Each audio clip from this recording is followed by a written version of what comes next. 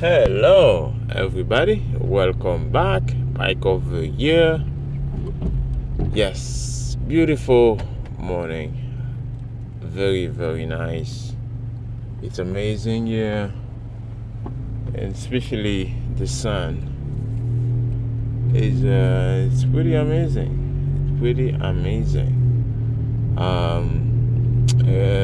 Yeah. So let's talk about Bitcoin. Beautiful structure and the incentives around it. You know, the game theory is simple. It's just you show the proof of work and then you accumulate it. And once you're in it, your incentives is to act honest. You can't, you know, as soon as you join the protocol, your next move is to be honest, is to act honestly. And you can't steal because you can't, get somebody else all the Bitcoin. So you have to work to get the person Bitcoin. And so in the current system we live in the fiat system, you can lie. You can just say, hey, I want to do this and promise this as a politician, and then when you get in power, you can print as much money as you can to do things you never said you wanted to do. You can print to give to friends and to pretend you have a company.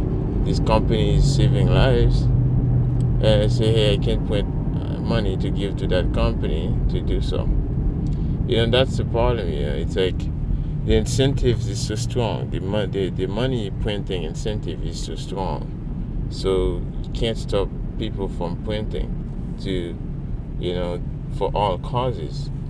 And one of the biggest reason why I'm in Bitcoin is because I feel like if we don't take money from the hands of government, we are about to destroy ourselves, because governments have an incentive to declare emergency measures, emergency times, so they can print money, right? So they have an incentive to do so, right? They need to always keep on saying there's a crisis, right? They have to produce crisis, right? To have more money, right? In order for them to make more money is when there's crisis. They need to make a crisis, manufacture a crisis. That's why you see people in fiat, they're always in fear, right? You're always in fear when you're in fiat. You're always worried, right? What's the next price of housing, right? What's going to be my rent next year? Or what's going to be like, all those expenses, inflation is going higher and higher, right? You're in fiat, your money is in fiat, then your money is going to get worth less and less. In Bitcoin, you don't have to have that worry. In the next 5 years, your Bitcoin is guaranteed to go up in price, right? So this is the thing. This incentives in Bitcoin is way different, and because nobody can steal, nobody can print. And the incentive is to work, to show proof of work. And that's why I see a lot of people don't like proof of work. And I'm very skeptical of them because, well, if you don't like proof of work, then you don't like working. Then if you don't like working, you would like stealing, right? How do you survive? You need to steal. So if you don't work, so this is that's the thing here. It's simple. If you don't like Bitcoin mining, then okay, something is wrong there, right? Even if you don't mind, you could just go and like beautiful Monday and go to work and do something, provide some value, and then accumulate satoshis with the money. It's the same proof of work, right? So anyways, I just wanted to just throw this out there and just keep it short and just going to show you the incentive and why Bitcoin matters, right? Because Bitcoin removes the money from the state, and I'm not here to, say collapse the state and the state or anything like that. I think most state can, can keep operating good in a good way as a service provider, not as a, uh, ruler, but as a service provider, right? So we can move to those states that provide a better service. Just like we buy in a company, for example, I buy in Walmart, I buy in you know Costco, but if I'm gonna buy in the company that giving the better customer service and the better service, I want the better a better price for my buck. I don't want to spend a lot of money in a company that disrespect or doesn't provide a good service. Right? I want to call, like, there are multiple service companies. If your water breaks or if your electric product doesn't work, right? You have many other companies to call, right? You don't have one.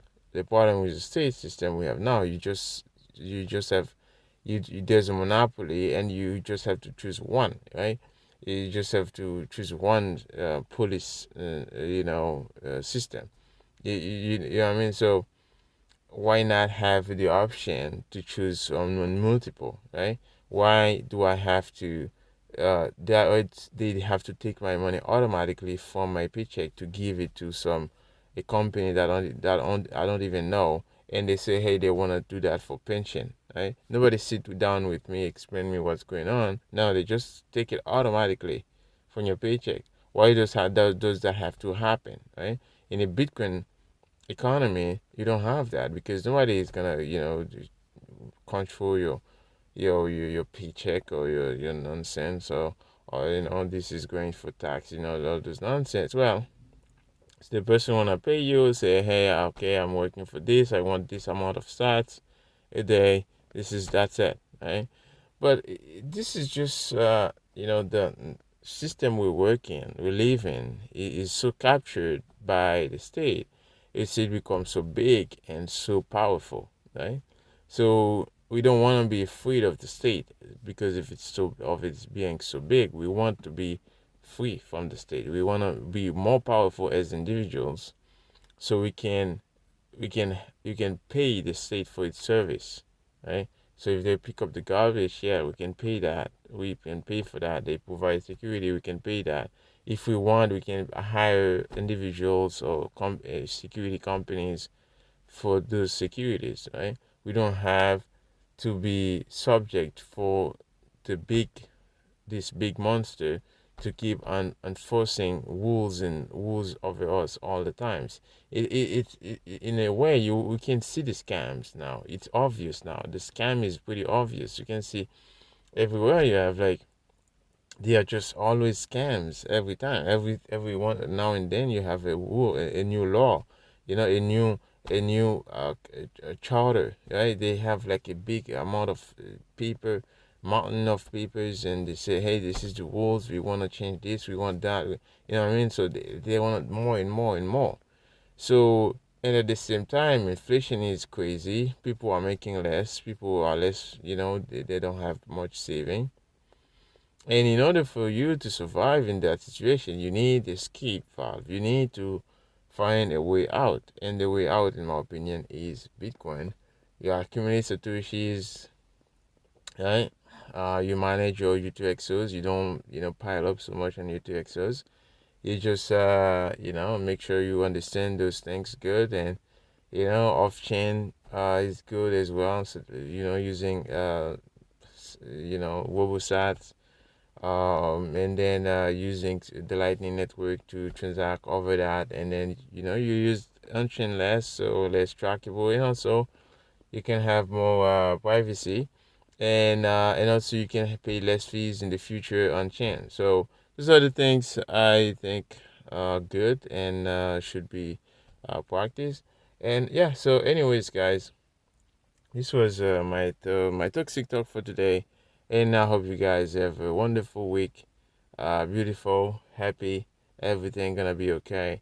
Be happy, you know, it's okay. Be happy, and be happy. Everything's gonna be okay. Anyways, guys, this was PieCover. I'll see you again in the next Toxic Talk.